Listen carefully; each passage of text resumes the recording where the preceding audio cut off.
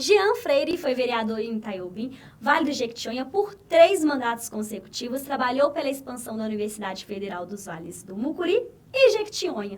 Desenvolveu por 10 anos o projeto Casa do Estudante, renunciando à sua remuneração de vereador em prol da manutenção de moradias estudantis em cidades universitárias. Filho de trabalhadores rurais, iniciou a carreira na área médica como porteiro de hospital, atendente de enfermagem do Hospital Vale do Jequitinhonha e depois formou-se em medicina, dedicando seu atendimento da população de Itaiobim.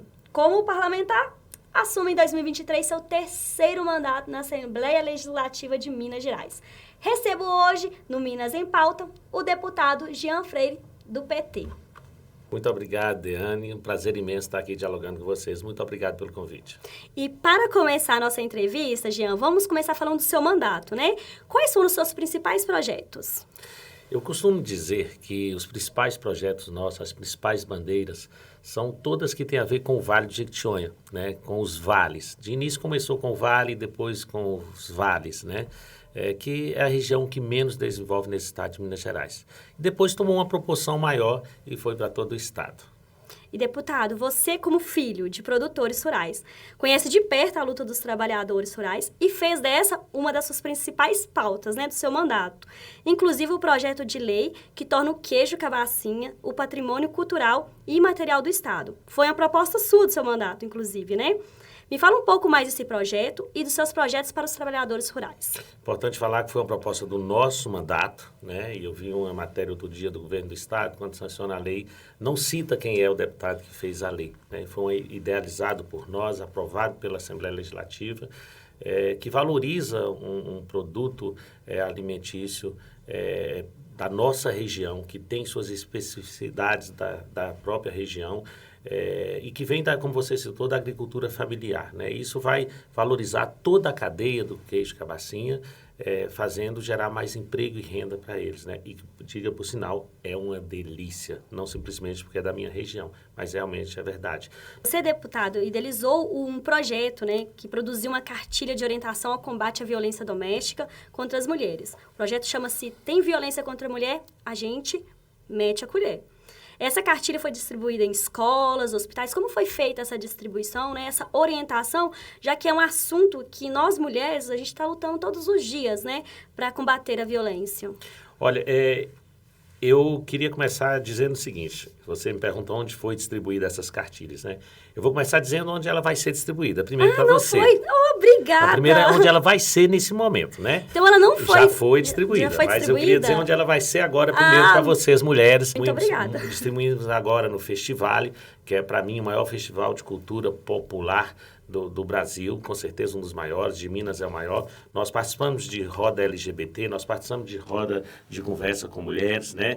E eu costumo dizer que eu não estou aqui para falar para as mulheres. As mulheres falam por elas. E temos mulheres espetaculares, cada uma no seu espaço, falando por elas e por todas as mulheres desse país e desse estado. Eu não estou aqui, então, para falar para elas. Eu estou para falar com elas, ao lado delas. Mas, sobretudo, uma pauta que nós estamos pegando muito a partir desse nosso mandato é falar para os homens.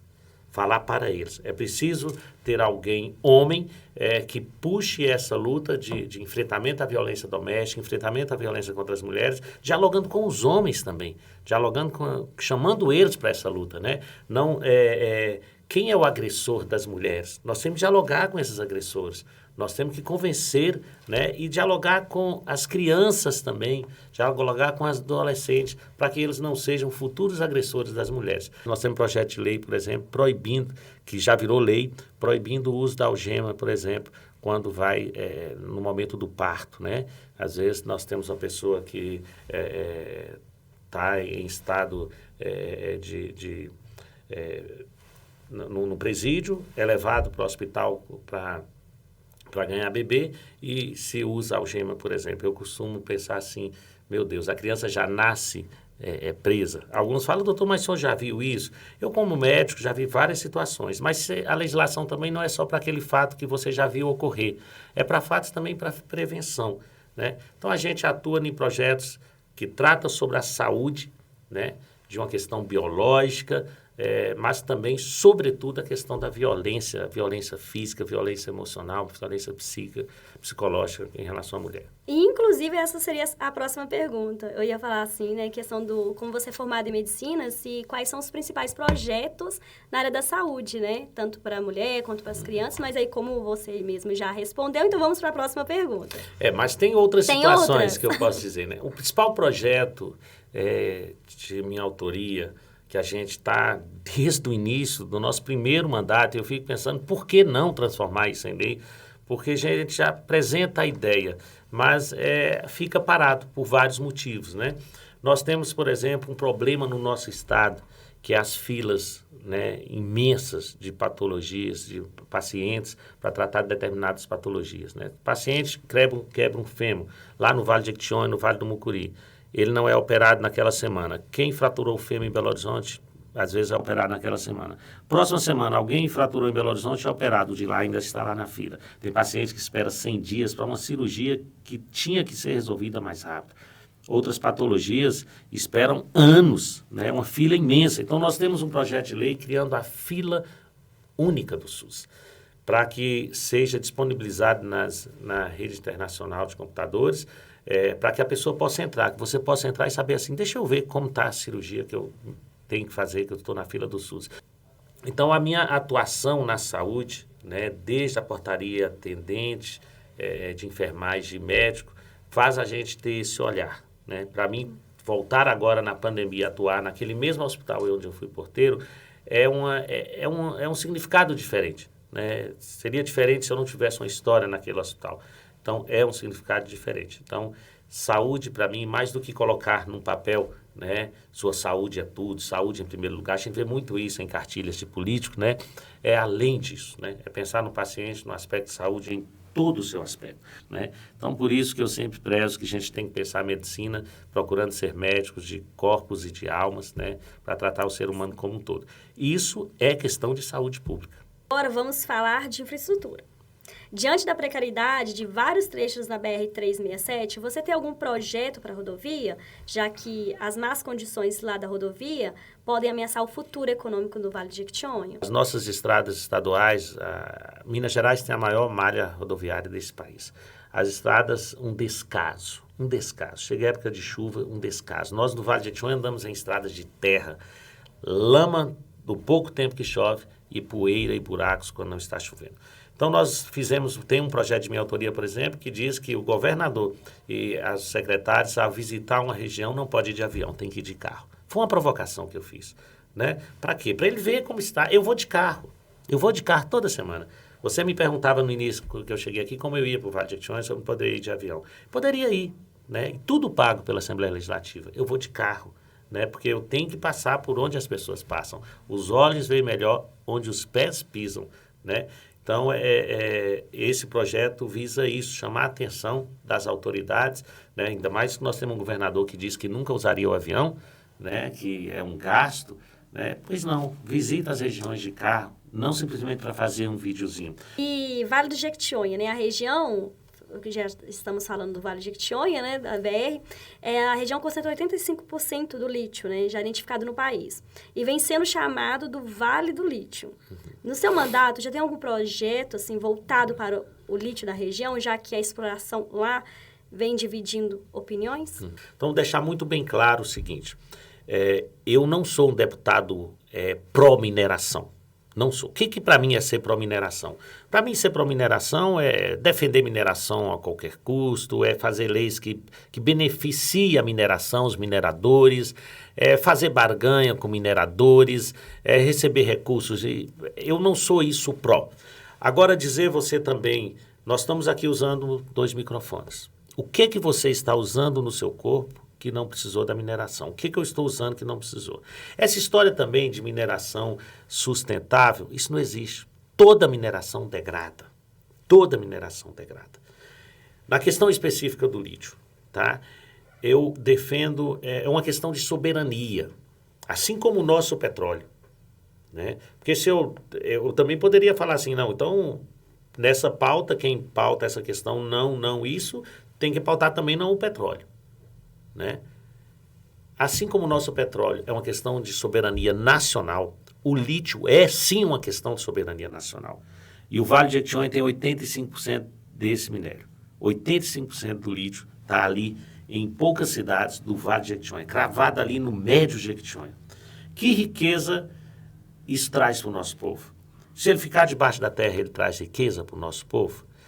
Nós precisamos dele? Precisamos. Eu prescrevo lítio para os meus pacientes.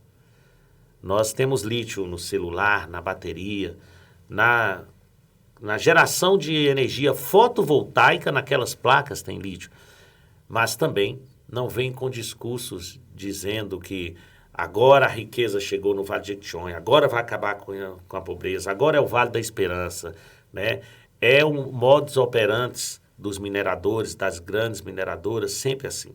Eles chegam prometendo riqueza ao nosso povo, chegam colocando o nosso povo contra quem luta pelo nosso povo. Chega desfazendo e colocando, às vezes, rivalidades entre as pessoas que pautam aquela questão. Então, se você me perguntar, doutor Jean, o que o senhor pensou em relação a isso? Pensando nisso, eu já criei uma frente parlamentar. Nós já estamos trabalhando para a criação de uma frente parlamentar em defesa do desenvolvimento do Vale. Palavra que eu chamo a atenção, desenvolvimento, palavra que eu não gosto. Des é um prefixo de negação. Então, significa não envolvimento. Então, eu complemento falando desenvolvimento com envolvimento das pessoas. E para finalizar nossa entrevista, o que o Vale do Jequitinhonha representa para você? Bem, eu diria que representa minha vida. Por tempo que eu tinha para ir quando estudante, eu saía, às vezes não dava tempo de eu ir ao Rio Jequitinhonha, que é a nossa maior riqueza. Quando não dava tempo de eu ir, eu pegava uma pedra, colocava no bolso, e na época não tinha ar-condicionado nos ônibus, então era janela aberta. E ao passar pela janela eu beijava e jogava no rio para dizer que eu estive ali. Então o Vale de Jequitinhonha é meu guia, é meu grande mestre, o rio é meu grande mestre, o rio que me guia. Eu falo que eu entrei na política por causa desse rio, por causa da musicalidade da região. Eu adorei falar com você. Salve, Virgem da Lapa! Salve, meu povo de Teoflotone! Jorge Augusto da viola.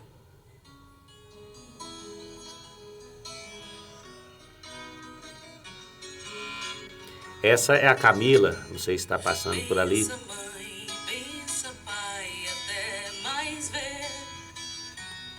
Coração alado chega do Equador. Isso fala de cada um ao sair do Vale de Jequitinhonha. A gente costuma sair e falar, eu pedi minha bênção. A gente fala bença mãe, bença pai, né? Para sair para estudar. Eu passei por isso, eu fui um daqueles que virei bença mãe, bença pai.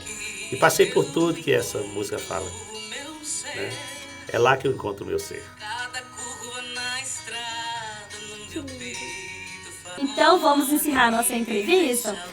Jean Freire, eu agradeço imensamente. Um prazer te receber aqui, compartilhar um pouco da sua história com a gente, né? Com a Minas em Pauta. Muito obrigado, tá? Gratidão, parabéns pela entrevista, tá? Parabéns para você. Muito obrigada. Gratidão a vocês. E fico feliz, eu vi que tem homens trabalhando aqui também, mas eu me sinto feliz quando eu chego e vejo mulheres. Mulher tem que estar em todos os ambientes, onde ela quiser estar, né? Mas ver mulheres ocupando cada vez mais esses espaços, viu? Muito obrigado. Muito obrigada. O Minas em Pauta encerra por aqui. Então, gente, aguardo vocês no nosso próximo encontro.